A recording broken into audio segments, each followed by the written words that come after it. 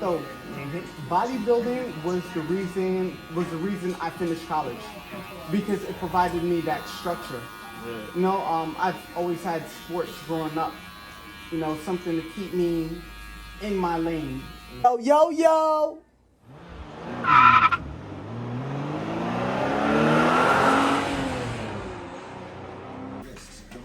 Yeah, so you said you just got out of the gym? Yeah, just got out of the gym. Trying to make this a lifestyle. Yo, it's necessary that you make it a lifestyle because, I mean, at the end of the day, Yeah. it sets the tone for the situation. Yes, sir. And it provides structure. You know what I'm saying? You get your workout in, it's easier to tackle all else because Yes, sir. that main part of it was out of the way. That's actually my next stop. I got a session at 12 o'clock. Link up with two of my boys, get a workout in. Yeah. Then I have an online client for 1 o'clock. Right after my 1 o'clock, I have a photo shoot for 3. So, I'm supposed to be shooting for Hollywood Carnival. So, That's dope. yeah, man. Big time dope. Yeah. I see you working, bro. Yo, Yeah, man. around the clock. Around the clock. So it was mandatory that I popped in this morning, get cleaned up before I tackle this day. Yeah. Yeah, I think I got 2 more shoots lined up for the week. So, and then you know Christmas. So all else is just falling into place, calculating it appropriately.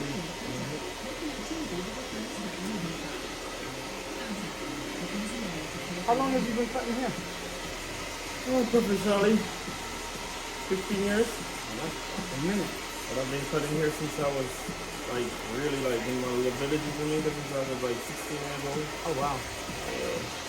The skill set already been there. Yes, sir. Started from the hard grind, the hard knocks. I believe you. Scissors and comb. Yes, sir. Scissors and comb. It makes it so much easier when you start at a young age. Man, I know there was something about it. I started out in my little village until I get to where the people accept me as a barber. And then from there, I switched. I was back and forth. I was in school for food and nutrition. I was in school for catering. I was working in the tourist industry for a little bit. And I was always doing barbering on the side. So never let it go. Yeah. Until the real calling came. Like this time. And how did you know it was time? The passion, Got you. the growth. Yeah. Did you have a lot of clients back home in Jamaica? Yeah, when I got to the point where they were liking what I'm doing, I cut like my entire village.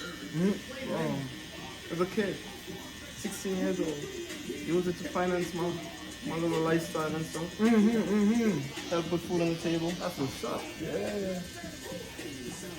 To give my mom a little money on the weekend. I used to work on, a matter of fact, when I was 16, I used to work only on the weekends. I know it's a farming district. Not gonna find people cutting every day. Population is small. You know what I'm saying? Yeah.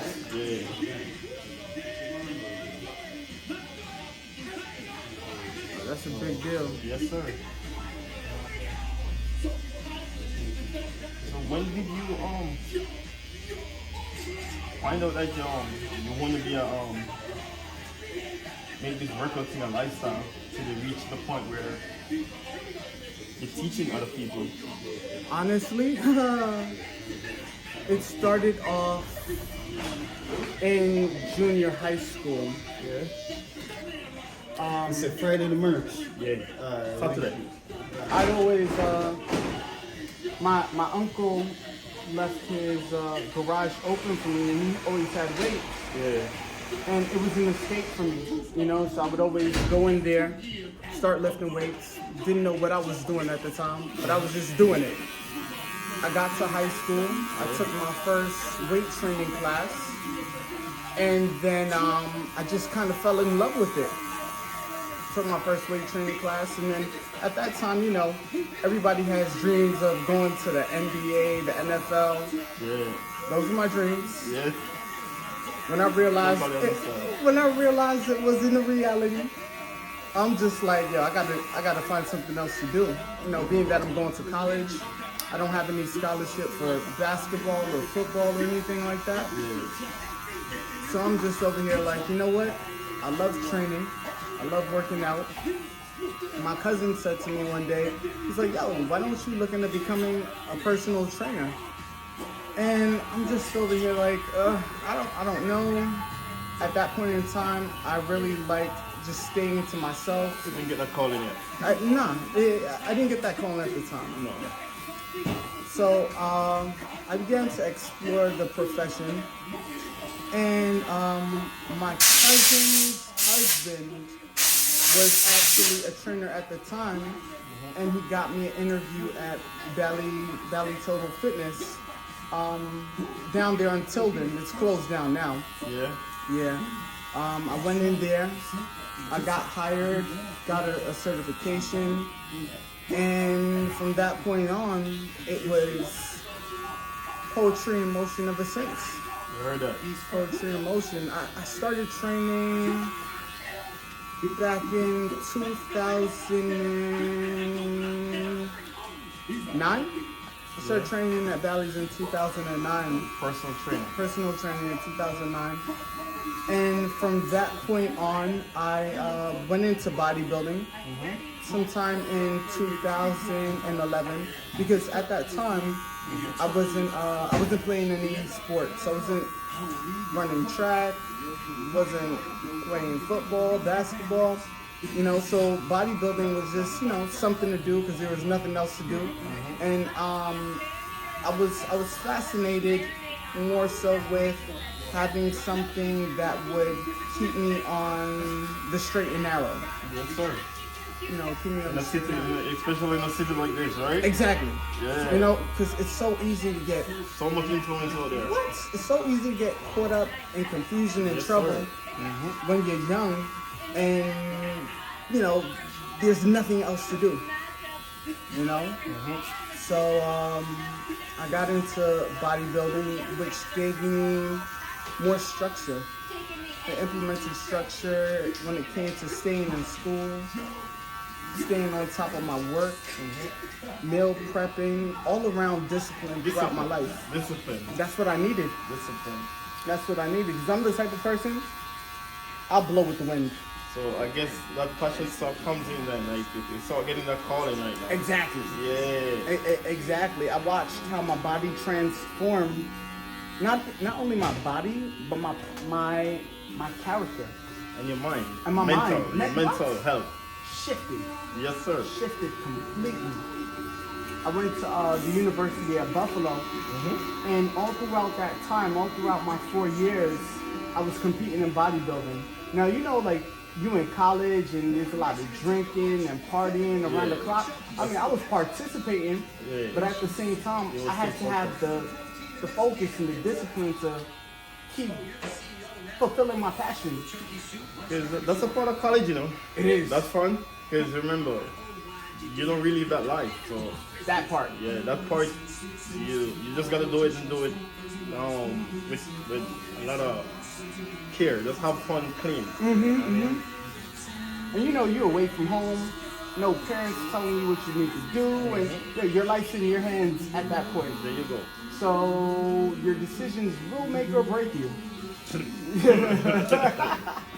Tell me about it. Your decisions will make or break you. That we second on that. Second you on that. Dude. No cap though. Bodybuilding was the reason I finished college, because it provided me that structure. Yeah. You know, I've always had sports growing up. You know, something to keep me in my lane. And bodybuilding was that for me. Without it, man, I highly doubt I would have finished. Highly doubt I would have finished. Listen to this. Listen. When I tell you that, I was working in the tourist industry back home because I thought that was my calling. Yeah. Because I was all in. Yeah. I go to culinary competitions, win gold, silver, bronze, whatever you can call it. I was good at what I do, like preparing food, and I mastered that. Yeah. But boy, that wasn't my calling. I worked in the tourist industry for 5 years. Employee of the year, name it. I'm this type of mentality that whatever you do, you gotta commit yourself. Absolutely, absolutely. Even if it's not passion, for you to see the best result, you gotta commit. You gotta be all in. You know what I mean? Absolutely. You know. So I was in the food industry for 5 years till I was chosen at one point as top apprentice that started a program, the inaugural program in Jamaica. Tell you how serious it was. Yeah. I go to Italy and competition. I go to Puerto Rico. Really? Yeah, food. Yeah. Wow. Until I get the next call and I start working in cruise ship. Working in cruise ship for a little bit. I went there and dominated. But at the same time, I never let me quit for though. I still do my side jobs. I still cutting hair on the side job. Can't let it go. I'm on cruise ship cutting the captain, from the captain to the first officer to everyone in my cabin. In my little area cutting their hair. I go to the freaking bridge and cut the captain sometimes. Yeah. To show you that barber was always hanging on to me like, yo, where you going? Come here. You know what I mean? Yeah. Matter of fact, I don't see myself as a barber. I'm a stylist. Yes, I agreed. set myself apart. Agreed. You know what I mean? So, it was when I migrated to New York, though, I was like, hey. Next And up. it's not only that, too. The whole point was to be an entrepreneur. Yes. I wanted to be an entrepreneur. I don't want to work for no one. Agreed. Yeah. I start seeing myself like not enjoying counting other people's money. That's when I say, no, I came to New York and the rest was history. Barbering really take me over, like take me over. I believe you. Yo, I can honestly relate. Since I was young, I knew that I wanted to work for myself. I wanted to be an entrepreneur. I didn't know what I would do, but I knew I was going to do something that would enable me to live the lifestyle of my choice. Yes, sir. You know, your parents come from a different country. My mother, my father's from Grenada. Yeah. And Spice country. what? Spice Island. Spice Island. By the way, get that right. Yo, you know, you grew up seeing your parents working 9 to 5, work hard. My mother would work in the morning. My pops would work at night. The shifts would always change. You know, so it just leaves me to think, wow, what do I really want to do with myself when I get older? I really don't want to live this type of lifestyle where I'm busting my ass around the clock. You know, you're going to have to put in the work, of course. But you want to be able to be happy with the decisions that you're making and be free. You know, so becoming a personal trainer was my way out. And I don't even see myself as a personal trainer. I'm a lifestyle coach. I'm a lifestyle coach. There you go. That's what I'm saying. Setting yourself apart. Yeah, there's a huge difference. Yeah, setting yourself apart. You know, it's the mindset. And once you begin to separate yourself from the rest of the pack, you begin to identify your calling. You begin to identify your calling. So I completely understood what you meant. You're like, yo, you're not a barber. You're, You know what I want you to lifestyle. explain? I want you to explain what's a lifestyle coach is, because I'm intrigued to hear, because that sounds like a lot of convincing people in taking what they're doing, you know what I mean? A different level, like accepting it. Like it's not only showing somebody how to get the result, but making them believe it and commit themselves. That they don't do it on a one-off time, and then because a lifestyle is something that you do every day. Exactly. But when I figured it out that I was more so a lifestyle coach as opposed to a trainer, I had this little catchphrase. It was make fitness a lifestyle, not a chore. And for me, fitness was always a lifestyle. Through fitness, I've been able to influence a lot of people, and people would converse with me and think that, oh, all I want to do is just talk about working out or lifting, or, just lifting weights. These are the typical conversations people look to have with me because they see the line of work that I'm in. But you begin to have a conversation with me, and you get more than you bargained for. There you go. And people leave and hit me back later, and it's like, yo, I never thought about XYZ like that. I did not expect to hear certain things from you, and you really opened up my mind and my eyes to something different. And the game that I'm given is just based on things that I live by personally. I am the type of person to think outside of the box. I know that I blow with the wind, so I'm always looking for something to provide that structure for me, and a lot of people lack structure in certain things. So I know that if I can find structure for myself, I can help bring about structure to the lives of others. Even down to my programming, for example. I would always go to the gym and I would just do things. Just because. I'm like, okay, this works, that works, But it's not until I started creating programs it brought more structure to my my workout. And set you apart. Yeah, and it set me apart. It set me apart. My workouts are no longer all over the place. There's purpose to me doing the exercises that I'm doing in the fashion that I'm doing them. So just being a lifestyle coach provides structure, provides more of an open mind, and influence. I know that what works for one person may not work for the next, but I'm open to examining what works for me, examining what may work for your lifestyle, and pitching it to you. So what we're gonna do right now, we're gonna go. I'm gonna hit you with the razor on the forehead. I got the steam up running. So I'll give you the silver package. Well, check us out on 4kcut.com. And check out that upscale service. Sony and experience. I was sold the experience the first time. Yeah. I'm back for life. There you go. Three-time NBA champion Paul Silas, who touched the game as a player, as a coach, and president of the National Basketball Players Association, has passed away. His family announced Sunday.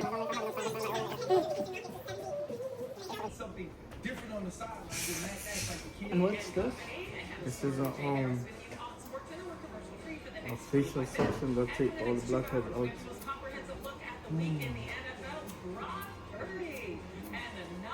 I want to see how this shit is bringing up. Yeah, we'll get into that. We're expecting to hear from Kyle Shanahan in over an hour. We're going to have the very latest on Deebo Samuel's status after his ankle injury. How do you feel the effect of it? Winning the division is no longer a certainty. How concerned is Louis Riddick that Brady and company could completely miss the postseason? Meanwhile, the Eagles cruise and the Cowboys have a close call with a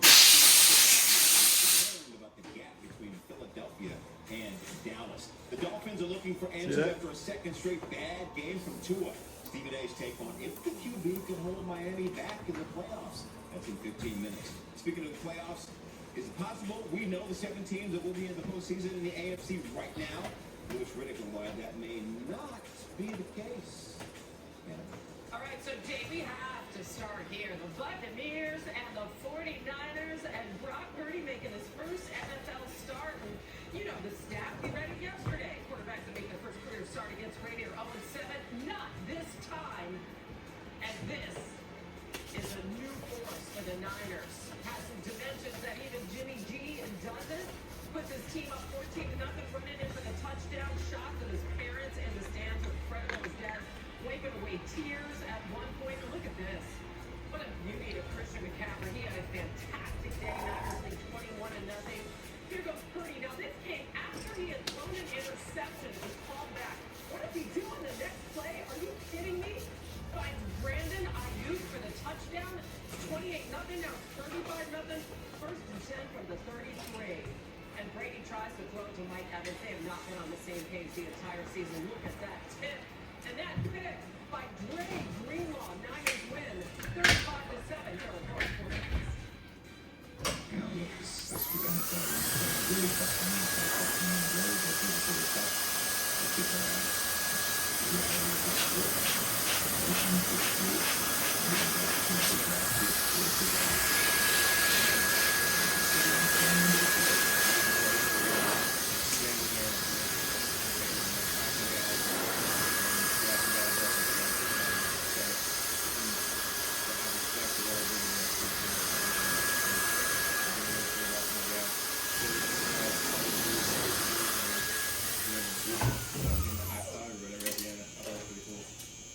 Yeah, it really was a cool seeing Lewis Riddick with us for the next couple of hours. But one of the things we talked about yesterday regarding Brock Purdy was on SportsCenter is that he couldn't have a mistake where it would cause his team to lose. But he actually did the opposite.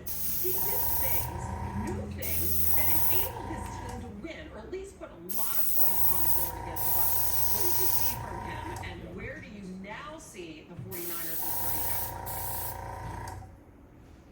Yeah, I think you continue to see the evolution and you continue to see the growth. A guy who's getting comfortable with what they want to do. And he has at his disposal in terms of a coaching staff that can deal with any team in the NFL. And then when you get when you combine it with the fact that the other two phases of this football team, whether it be the physicality on special teams and in particular the physicality and the ferocity with which they play on defense, which I said yesterday, they were going to At 4K Cutz, we hold ourselves to the highest standard.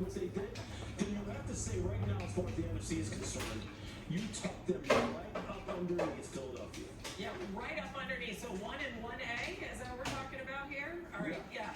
Very, very interesting. What a window for the social lifestyle. Quarterback. They're going to now head to Seattle for Thursday. Those division games can be Check tricky, us out, but listen, 4kcutz.com. versatile weapons, and they're not going to have one of their very best, Lewis. So for more on that, let's go over to Jay. Yeah, Hannah, in the euphoria of celebrating a win, injury concern for San Fran, Deebo Samuel taken off the field in tears on a cart. See his leg buckling as he followed the ball on a carry late in the second quarter. Kyle Shanahan saying after the game that Deebo didn't break any bones, but he could be out for a while. Jeremy Fowler here with more. Dude, that looked really bad on the field yesterday. What are you hearing about the severity of Deebo's injury? Well, not as bad. They think it's going to be a high ankle sprain, but they're still determining that. I just checked in with somebody in the 49ers building. They said players were still filtering in. It's early on the West Coast. They got a Thursday night game, so they're resting up. But Deebo today, sometime in the next few hours, will get an MRI on that ankle to determine whether it's a low ankle sprain or if it's a high ankle sprain. So it's probably high, which means he'll miss a couple weeks. He'll be out this week for sure. Not officially yet, but Thursday night turnaround against Seattle, he'll be out. They just want to make sure he's good late December, early January. So they'll rest him up. Could be 2 weeks, could be 4 weeks, but the good news is not significant structural damage at this point. Hopefully we'll get more information. Kyle Shanahan is scheduled to speak right at 1 p.m. Eastern with more on the injury. We're going to bring that to you. Jerry's going to be back with a QB injury update that he's going to want to know about everybody. Niners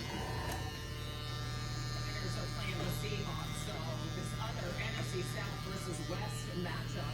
The Panthers beat the Hawks 30-24. Carolina's won 3 of their last 4. They're 2-0 in Sam Darnold starts this season. And for the Hawks, their 4th straight game allowing 150 rushing yards. They lost all 4 games against the NFC South this season. Geno Smith, 4 picks, and his last 3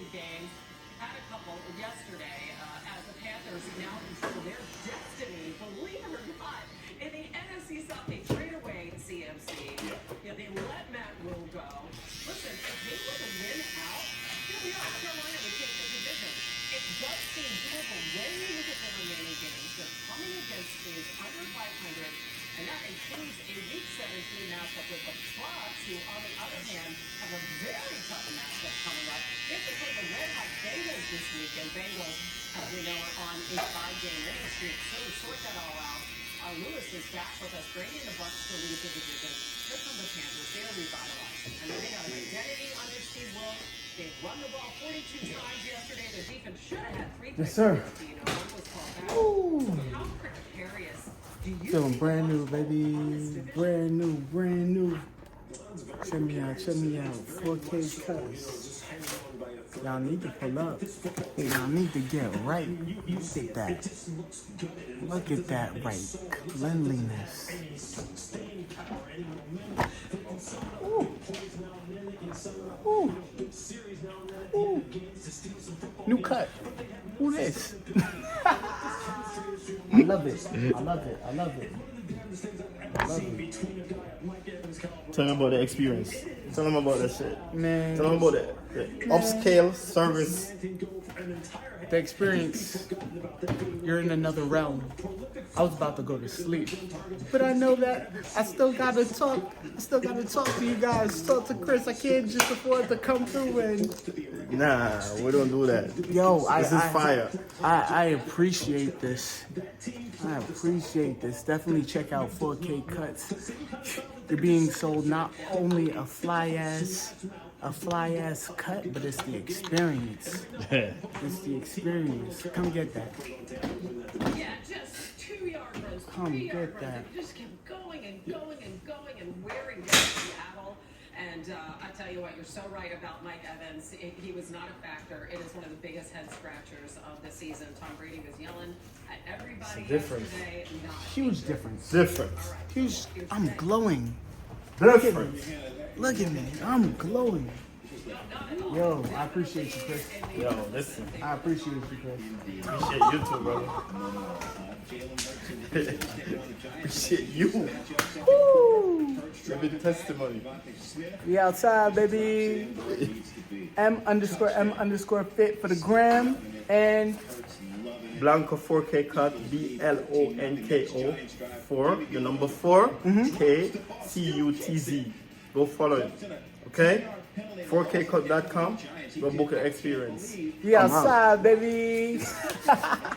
Lovely.